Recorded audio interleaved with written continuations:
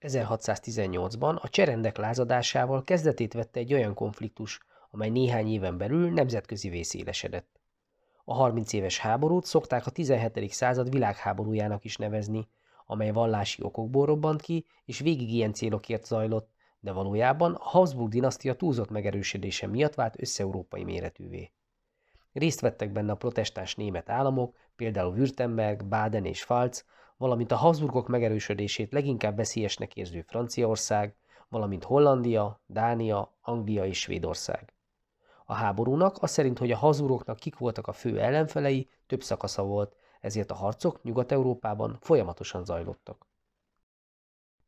A Habsburg család tagjai 1526 óta a magyar királyi címet is viselték, és ebben a minőségben egyszerre tettek kísérletet a török támadások megakadályozására és a magyar rendekkel szemben a központi hatalom megerősítésére.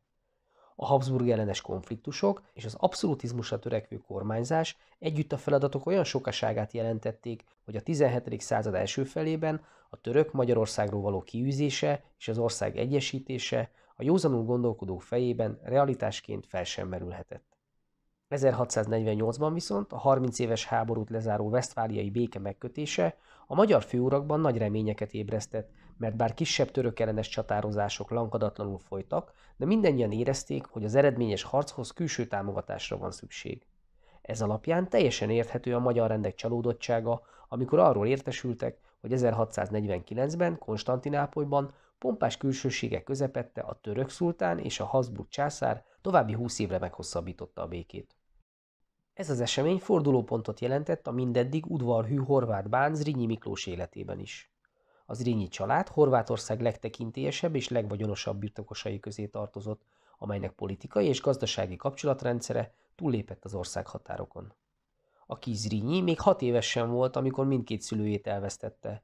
Felneveléséről egy főnemesekből álló 5 fős gyámi tanács gondoskodott, akik a jezsuiták híres gráci iskolájába küldték öccsével Péterrel együtt. A Zrínyi fiúk 6 éven át tanultak Grazban, ahol az iskolát feszes rend és a legerősebb katolikus hagyománytisztelet jellemezte.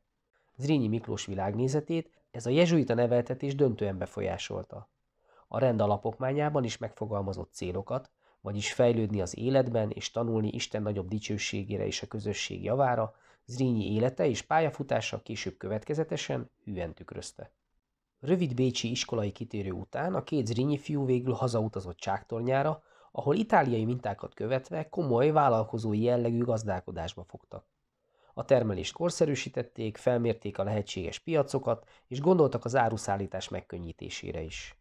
Legjelentősebb külföldi kereskedelmi partnerük a gazdag Velencei Köztársaság lett, és ez a stabil gazdasági kapcsolat a horvátországi arisztokrácia legjelentősebb bevételekkel rendelkező tagjaivá tették Zrínyi Miklóst és testvérét. Zrinyit már ekkor remek szervezőkészség, határozottság és ötletgazdagság jellemezte. Miután saját erejéből minden szempontból önálló ember, a maga ura lett, Magyarország sorsán kezdett gondolkodni. A dunántúli és horvát határon a családi birtokainak védelmében rákényszerült a portyázó, fosztogató török csapatok elleni küzdelemre, de hamar rá kellett jönnie, hogy a török kiűzéséhez országos, sőt nemzetközi összefogásra lesz szükség.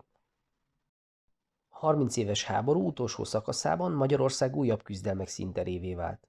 1644-ben első Rákóczi György erdélyi fejedelem svéd és francia szövetségben támadást intézett a Habsburgok ellen, és a királyi Magyarország csapatai szembe kerültek az erdélyi seregekkel. A nádor felszólítására, alattvalói kötelességből Zrínyi Miklós is részt vett a harcokban, de nagyon kelletlenül, mert az erdélyi fejedelemséggel vívott küzdelmet már ekkor rossz iránynak, felesleges veszteségnek tekintette. De az udvarhűségének köszönhetően 1647-ben elnyerte a horvátbáni méltóságot, és ezzel megkapta egy teljes országrész és közvetve a Habsburg tartományok védelmének feladatait. 2 évvel később a 20 évre szóló Habsburg-török béke megállapodás miatt érzett csalódottsága indította el azt a folyamatot, amelynek során megváltozott Zrínyi Miklós viszonya a bécsi udvarhoz. 1651-ben megjelent a Szigeti Veszedelem című műve, amely a magyar nyelvű barokk irodalom remeke.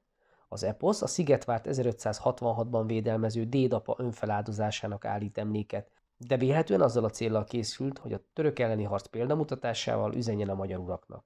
A küzdelem soha nem reménytelen. Az eljövendő török háborúkra készülve írta meg a Tábori kis trakta és a Vitéz hadnagy című munkáit is, amelyekben a hadseregszervezés, az irányítás és a logisztika kérdéseit vizsgálta meg, és egy állandó nemzeti hadsereg felállítása mellett érvel. A műveiben megfogalmazott nézetei miatt a karizmatikus Zrínyi Miklós körül fokozatosan kialakult egy politikai csoport, amelynek tagjai rendszeresen összejártak, írásban és szóban is folyamatosan kapcsolatban álltak, véleményeiket egyeztették és a terveiket összehangolták. A csoport aktívan készült az 1655-ös rendi országgyűlésre, amelyen megpróbálták elérni, hogy Zrínyit a legfőbb országos méltósággá, nádorrá válasszák. A bonyolult választási folyamat során az uralkodó 2 katolikus és 2 protestáns jelölt nevét terjesztette az országgyűlés elé, akik közül többségi szavazással választottak a rendek.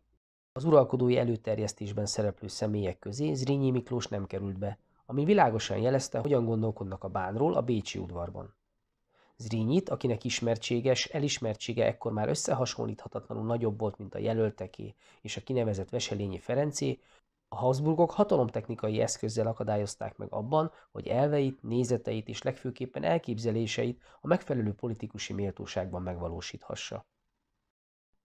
Zrínyi rádöbbent, hogy az általa képviselt magyar és a Habsburg érdekek különböznek egymástól, ezért legfőbb célként a minél nagyobb katonai és politikai önállósodás elérését fogalmazta meg. Ebben a szellemben született a Mátyás király életéről való elmélkedések című munkája, amelyben a saját nemzetből választott király előnyeit fogalmazta meg.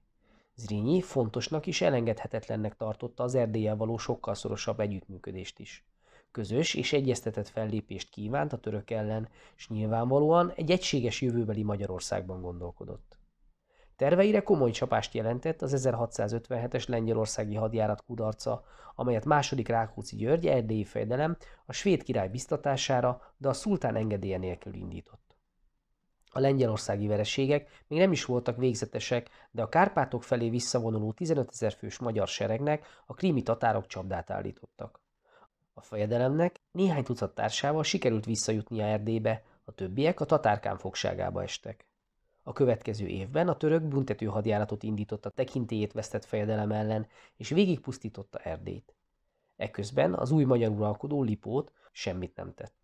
Magyarországon a nádor, az országbíró, a horvátbán, az esztergomi érsek a vármegyékkel közös emlékeztetőben követelték, hogy az uralkodó küldjön felmentő csapatokat és kezdjen tárgyalásokat egy nemzetközi törökellenes szövetség létrehozására, mert Erdélyt veszély fenyegeti, és a fejedelemség léte, valamint Magyarország sorsa szétválaszthatatlan.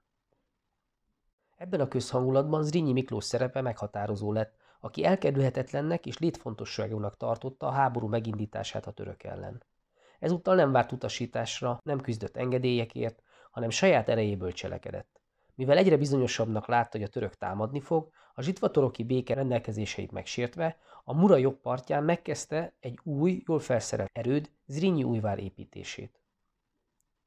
Zrínyi éleslátását bizonyította, hogy már évekkel korábban tekintettel a nemzetközi helyzetre és a belső problémákra, aminek mindig jó ellenszere a sikeres hódítás, az Oszmán Birodalom döntéshozói úgy ítélték meg, hogy elérkezett az idő a Magyar Királyság teljes egészének bekebelezésére, amit végső soron Bécs elfoglalásával lehet teljessé tenni.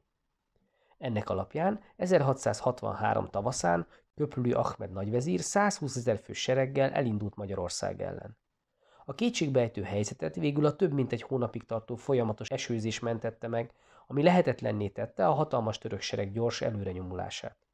A felvidék legerősebb várát, a Bécstől 150 kilométerre fekvő Érsekújvárt azonban sikerült a törököknek elfoglalniuk. A bécsi udvarban a hír hallatán pánik tört ki, a Szent Koronát Pozsonyból Bécsbe vitették, első Lipót és udvara ideiglenesen Linzbe tette át a székhelyét, és Zrínyi Miklóst a magyarországi haderő főparancsnokának nevezték ki. Zrínyi, jól ismerve a török gyengeségeit és a téli időszakból adódó logisztikai nehézségeket, 1664. januárjában előbb visszafoglalta Pécset, majd gyorsan mozgó könnyűlovasaival több mint 200 km mélységben benyomult a török végvárvonal mögé, közben felégette a török utánpótlás szempontjából fontos 6 km hosszú Eszéki Cölöphidat. A sikeres hadjárat, amelynek hatalmas európai visszhangja volt, azonban nem volt stratégiai jelentőségű. A törökök gyorsan újjáépítették az átkelőhelyet, és a Dél-Dunántúli útvonalon a tavasz beálltával újra megindultak Bécs ellen. A 60 000 fős török sereg akadálytalanul ért Zrínyi újvár falai alá, amit elfoglaltak és a földdel tettek egyenlővé. Mindezt a császári csapatok vezére, Raimondo Montecuccoli seregével tétlenül nézte végig. Zrínyi Miklós magyarországi főparancsnoki megbízását közben visszavonták, ezért ő Bécsbe utazott, de az uralkodó 33 nap után sem fogadta őt személyesen. Bécsben tartózkodva értesült arról, hogy a Rába vonaláig hátráló Montecuccoli a Szentgotthárdi Gázdónál végül csatát vállalt, és a fegyelmezetten harcoló keresztény sereg fölényes győzelmet aratott. Első Lipót viszont a győzelem ellenére nem a menekülő ellenség üldözésére, hanem a békekötésre adott parancsot. Az 1664-ben megkötött vasvári béke, amely a török minden addigi hódításait, beleértve Váradot és Érsekújvárt elismerte, és az új határvonalat ennek alapján húzta meg, Európában megdöbbenést, Magyarországon pedig elkeseredést váltott ki. A csalódottság lett a közvetlen kiváltó oka annak a későbbi főúri összeesküvésnek, amely a nádor báró Wesselényi Ferenc vezetésével a Habsburg uralom megdöntését tervezte, francia, lengyel, sőt akár török segítséggel is. A főúri csoportosulásban az Zrínyi családot ekkor már a kisebbik fiú Péter képviselte, mert Zrínyi Miklós 1664-ben egy tragikus kimenetelő vadászbalesetben életét vesztette. Remélem érthető volt és segített ez az összefoglaló. Ne feledd, a podcast leírásában próbára teheted a tudásodat is ezzel a témával kapcsolatban. A linkre kattintva megjelenő űrlapon az összes eddigi, ehhez a témához tartozó, egyszerű választ igénylő érettségi feladatot meg tudod oldani, és a végén a jó megoldásokat is megnézheted. Ha tetszett a podcast, akkor iratkozz fel a csatornára, ha támogatásoddal segítenéd a munkámat, akkor a leírásban megtalálod hozzá részleteket. Jó munkát, sok sikert!